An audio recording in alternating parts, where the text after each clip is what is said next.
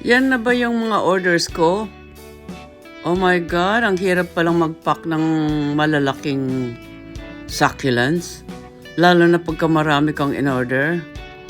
I don't know but sa hirap na ganyan nakita ko.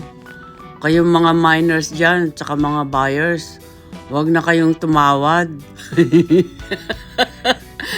Wag na kayong tumawag kasi magla-live selling sila how many hours, tapos magpa-packing, tapos dadalhin pa sa sa LBC o kaya Victory Liner, drop and go, whatever. Kahirap po, ang bigat-bigat pa, ang laki-laki pa naman ng in-order ko. Oh my God.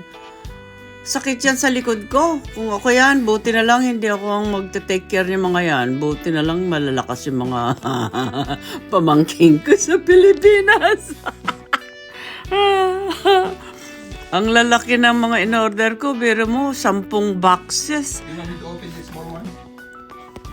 Nabubudol ako parati sa mga live streaming nila eh. Paano? Ang gaganda ng mga succulents. My goodness, I can never have those here in the States. Only in the Philippines I can buy. Oh, ayan, malaki na naman. Ang laki niyan. They have to carefully pack them and then put it in boxes and then carefully place them in boxes.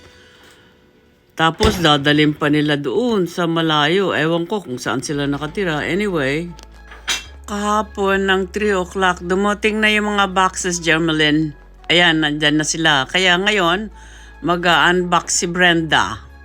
Naku, sasakit ang likod noon. Kaya mga miners, appreciate na lang kayo kung anong free gift nyo. Don't complain about it. Just say thank you. Hirap kaya ng ginagawa nila. So anyway, thanks for watching. See you in my next video.